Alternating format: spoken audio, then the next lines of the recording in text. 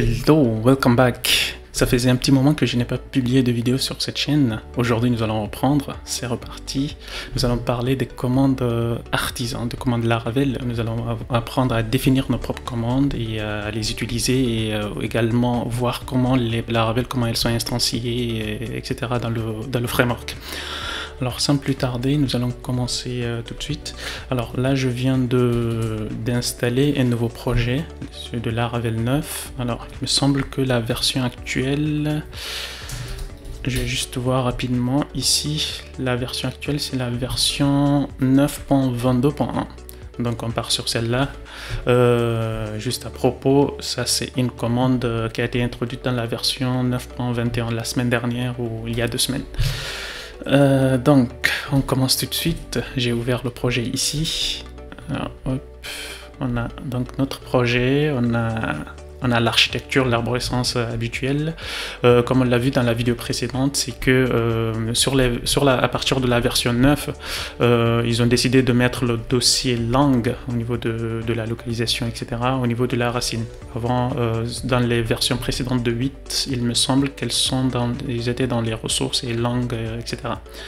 Donc au niveau de l'arborescence, il y a juste ça qui a changé au niveau de la version 9, comme on l'a vu dans la vidéo précédente. Aujourd'hui, nous allons parler donc des commandes.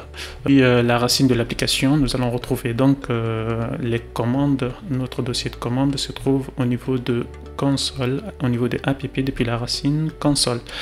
Ensuite, au fur et à mesure que nous allons créer les commandes, il va regarder on aura un dossier ici qui s'appellera commande, comme ceci. Soit on peut le créer de cette façon-là, ou alors on utilise l'invite de commande. Donc le but ici, c'est d'être un peu à l'aise au niveau de l'invite de commande et savoir utiliser les commandes et créer nos propres commandes pour des tâches qui se répètent ou en cron, etc., etc. Pour des tâches planifiées, on va dire. Ok, donc je reviens donc au niveau de l'invite de commande.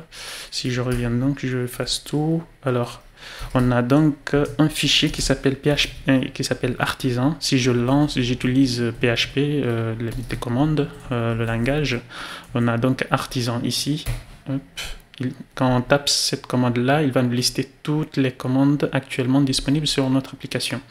Donc, ce fichier-là, c'est un fichier en fait exécutable artisan ici, qui se trouve au niveau de la racine du projet. Si on voit ici, on voit bien qu'il utilise l'interpréteur de PHP pour lancer l'application.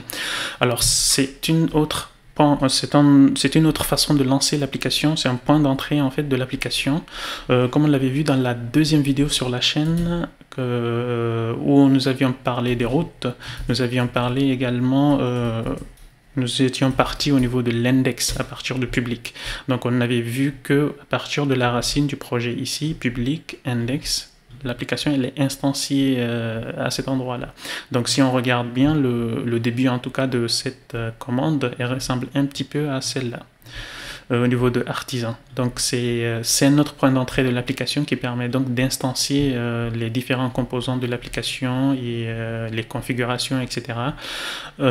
Pour pouvoir interagir avec toutes les fonctionnalités en fait.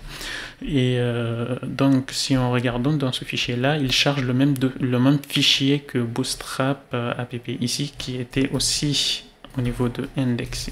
Comme hop, je vais l'ouvrir ici, je vais le mettre côte à côte. On va juste les comparer rapidement. Voilà, nous avons ici artisan et ici l'index. Donc on a l'autoloader de PHP, de Composer qui est lancé. On a ici au niveau de Bootstrap app qui est également lancé. On a le même fichier ici. Ce fichier-là permet en quelque sorte de démarrer et d'instancier plutôt de l'application. Donc comme on voit ici, alors nous avons ici les différentes, il instancie ici l'application en fonction de la racine du projet, etc. C'est pareil, il définit également les différents singletons.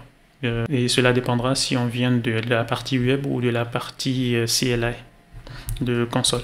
Donc il me semble qu'il n'y a pas les packages qui sont installés. Je vais juste faire ceci juste pour être sûr. Ok. Donc c'est juste l'éditeur qui n'arrive pas trop à se retrouver.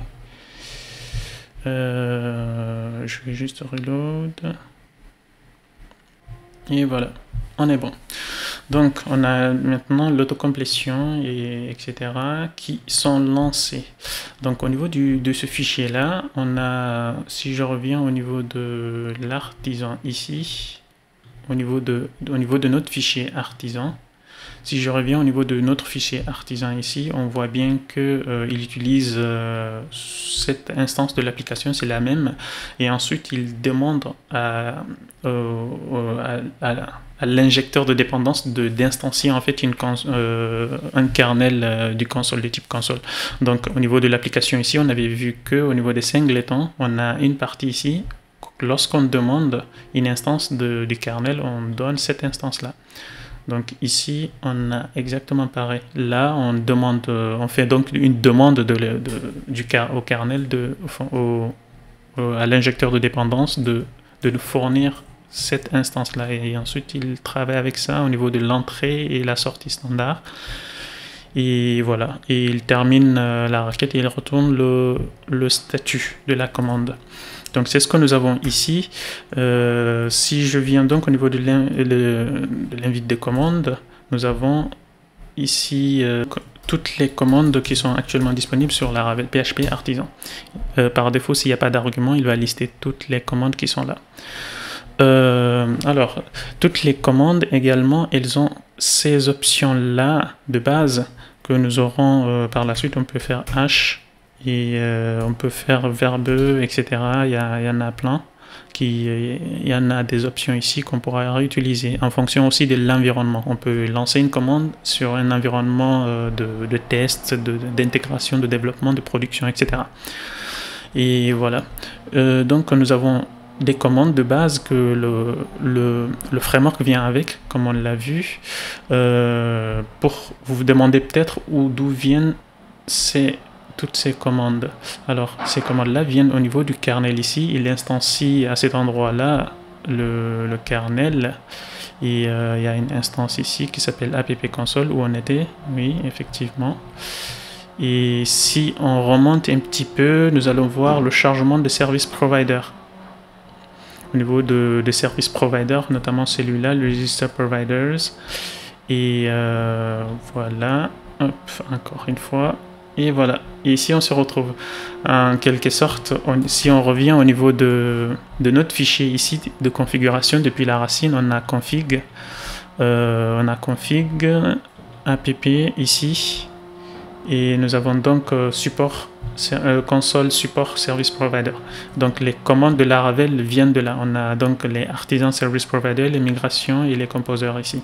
Donc on voit bien les commandes about, cache, machin et tout ça, ils sont toutes là, définies ici. Il y a certaines commandes qui sont en mode hidden.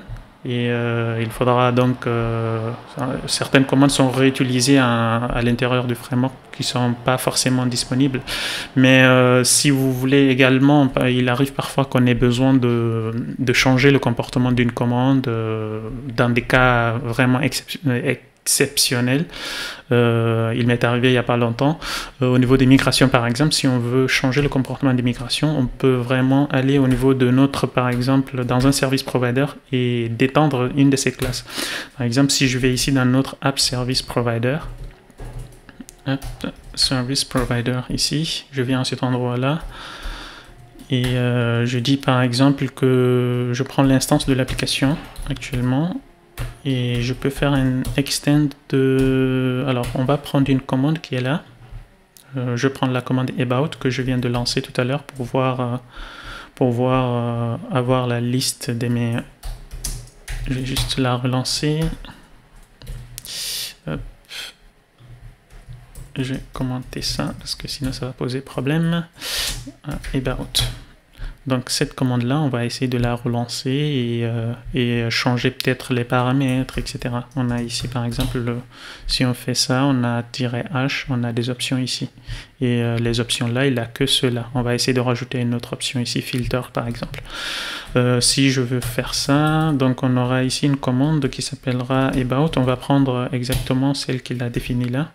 Donc lorsqu'on demande ça, c'est le même principe que le kernel de tout à l'heure. On va lancer une autre commande. Cette commande-là, ce sera, disons, on aura une autre about commande ici qu'on va créer à la main. Donc, on va donc pour créer une commande, on va utiliser PHP artisan make commande. Et là, donc, on peut mettre custom about commande, par exemple. On n'est pas obligé de terminer toujours par commande, c'est juste par convention.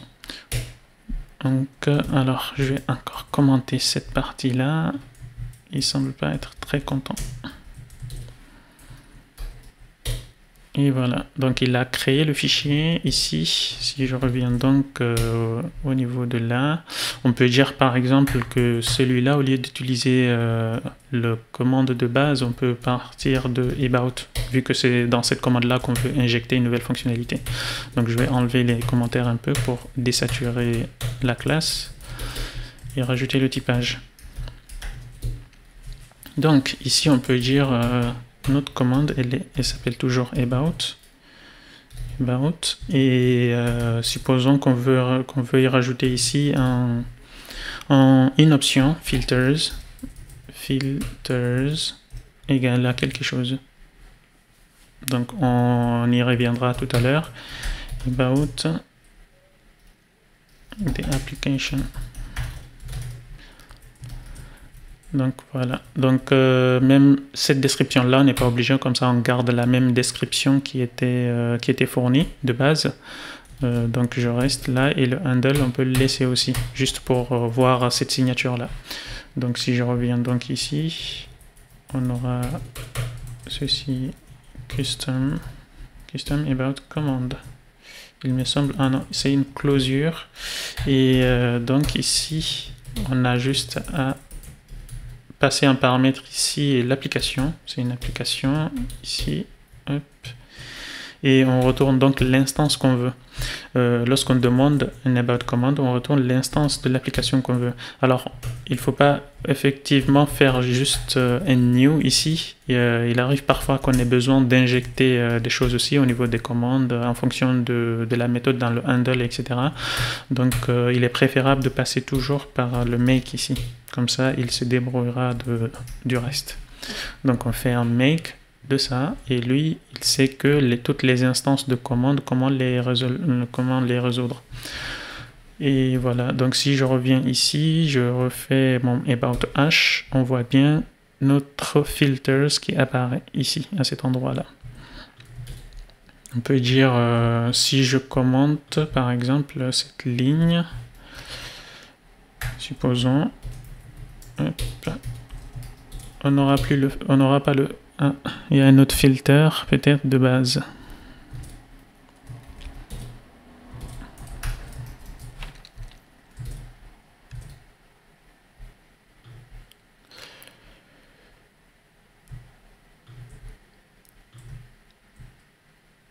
Alors, il me semble que c'est peut-être le cache. Open clear. Si j'ai ça, about filters.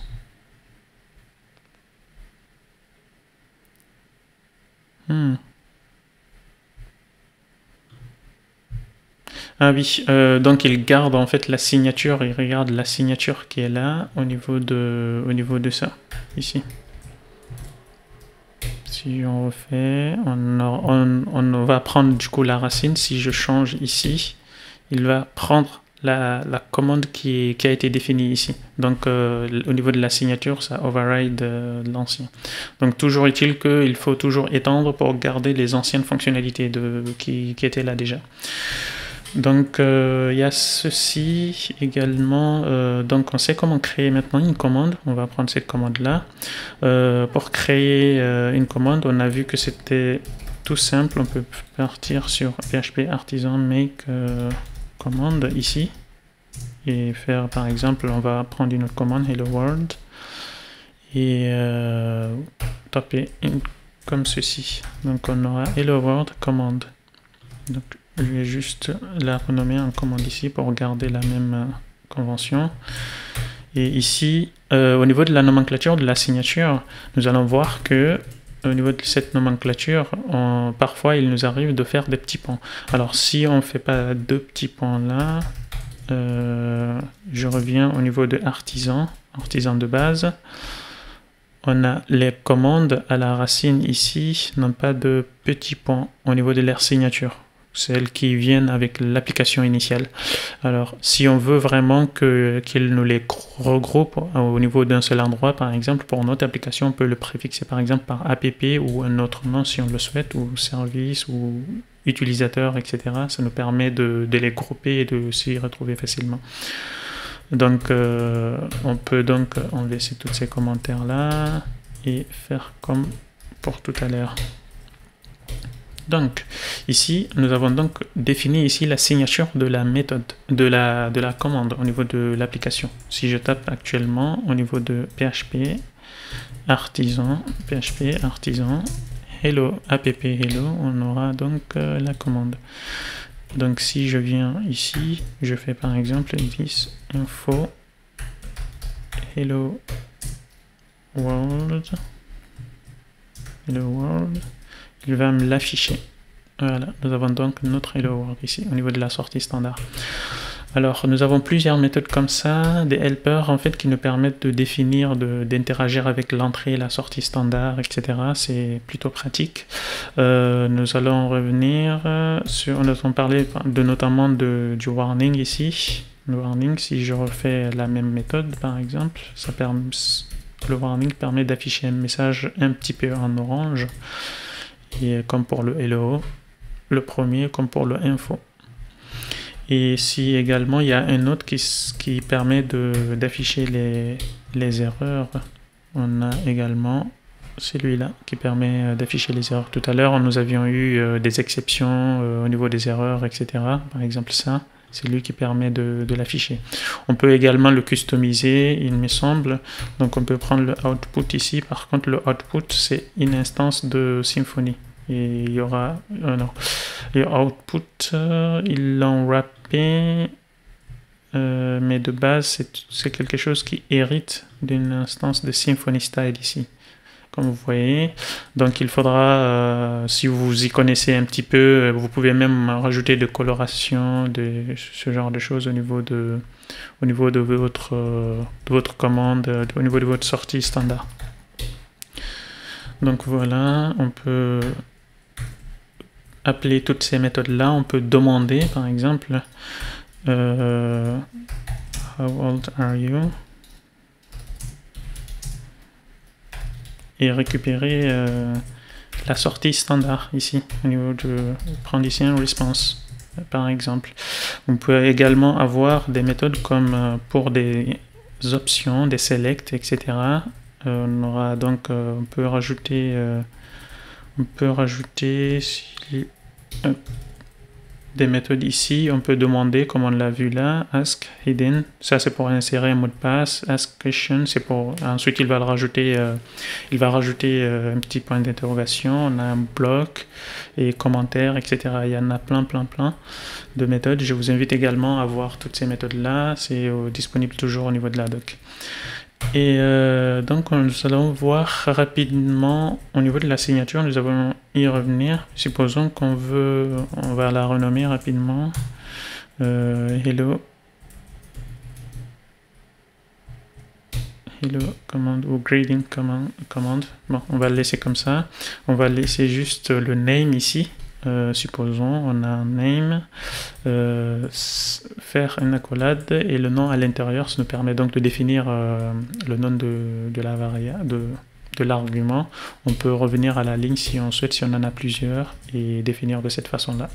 Donc la signature ici, elle sera parsée par la suite et récupérée pour chaque argument qu'on passe en paramètre. On peut également définir, c'est ce que vous voyez ici au niveau de tout à l'heure, chaque commande, il me semble, on a eu ici des options et ils disent en fait les options à quoi elles correspondent. Par exemple ici on peut dire le name, person's name ou username, et etc.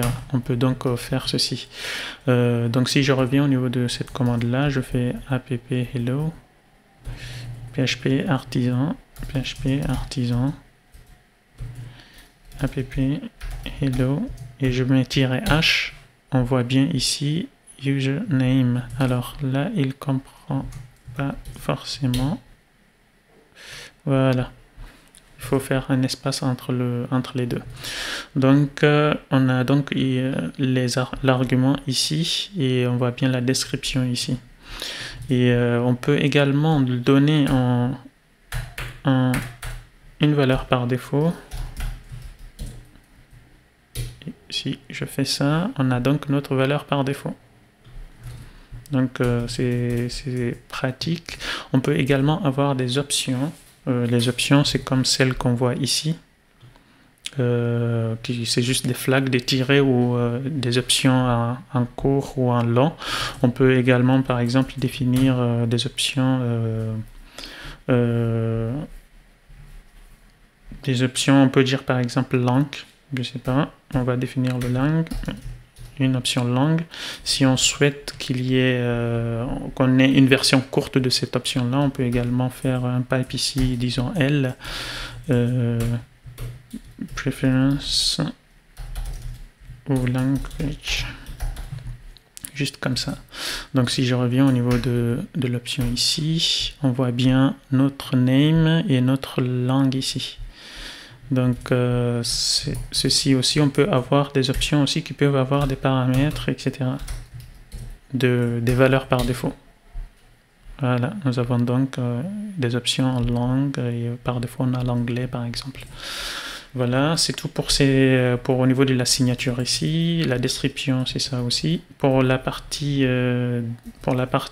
entrée-sortie standard, on garde toujours le contexte habituel de notre application. Par exemple, on a toujours accès à la façade, par exemple, à Eloquent, à nos différents autres modèles et contrôleurs, etc., ou d'autres services si on en a besoin. Il y a juste le contexte requête et réponse qui n'existe pas au niveau de l'invite de commande. Alors, c'est tout pour cette partie-là. C'était une vidéo rapide. Je vais vous montrer rapidement avant de se quitter au niveau du kernel. Ici, je reviens donc au niveau du kernel, le point d'entrée de l'application.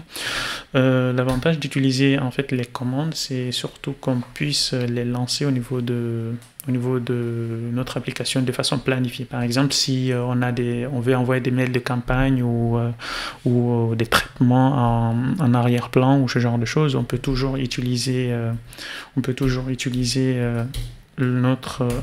à partir de kernel ici, utiliser le scheduler de Laravel. Donc ce scheduler là, par exemple, il permet d'exécuter pas mal de choses. Par exemple, au niveau des commandes, on a une méthode ici qui s'appelle commande. On a juste à donner le nom de notre commande qu'on veut exécuter. Il y a également les jobs, on verra ça dans une autre vidéo. Et il y a pas mal de choses en fait. On peut utiliser le cache ou un callback. On peut uniquement lancer une fonction, un callback, sans passer par une classe, la création d'une classe. Donc si je prends là par exemple au niveau de Hello, on aurait pu faire quelque chose comme ça de la classe et on peut vraiment instancier plein de choses. On peut définir l'heure ici, between, start et alors non, c'est pas start, c'est daily. Il y a daily par exemple, at quelque chose. Il y a vraiment plein de méthodes. On a les jours, Fridays, Mondays, et il y en a plein. Il y en a plein de méthodes. Je vous invite vraiment à regarder ça. Et on peut spécifier également au niveau de la sortie standard. Et s'il y a une erreur, on peut vraiment piper aussi les choses, pipe before, ping before. On peut vraiment piper la sortie de la commande à un autre traitement. Par exemple, avant de lancer la commande, on veut pinguer si une adresse elle est disponible dans ce cas-ci, par exemple. Ou alors, before quelque chose. Non, je vais juste before. Là, on peut lancer une fonction ici qui nous permettra de faire tout ce qu'on veut. Et after, on peut également lancer une commande, notifier les admins, ou s'il y a une erreur, on peut vraiment faire, then quelque chose, etc. On a vraiment toutes les possibilités de notre cron qu'il faudra définir. Donc voilà, et j'ai failli oublier aussi un des points d'entrée en fait de l'application au niveau des consoles également. C'était au niveau des routes. Au niveau des routes, on a Je regarde juste ici, on a une autre qui s'appelle console ici. Celle-là, c'est des commandes, en mode de callback. Par exemple, ça, c'est une commande qui permet que Laravel vient avec, il permet de donner une citation à chaque instant, à chaque lancement, par exemple. Si je fais ceci, inspire, il nous donne une commande, une citation à chaque fois, en fait. Donc celle-là, elle utilise donc cette classe-là pour rendre ces commandes-là. On peut également définir nos commandes ici, artisan, et taper la commande ici, le nom d'une commande, et utiliser un callback pour définir ça. Également, si on se retrouve, il nous arrive parfois d'aller dans un contrôleur, par exemple. Je vais juste faire un contrôleur de base. Supposons qu'on ait une méthode de quelque chose où on veut lancer vraiment une commande à partir de là. On a la fonctionnalité indisponible en commande, mais on est venu en requête. On peut faire un call directement ici. On donne le nom de la commande, par exemple. Hello commande, et voilà. Et ça fait le traitement. Et voilà. Donc je pense que la vidéo elle est plus ou moins courte. On va continuer sur les jobs prochainement et on se retrouve donc à demain. À très bientôt. Ciao.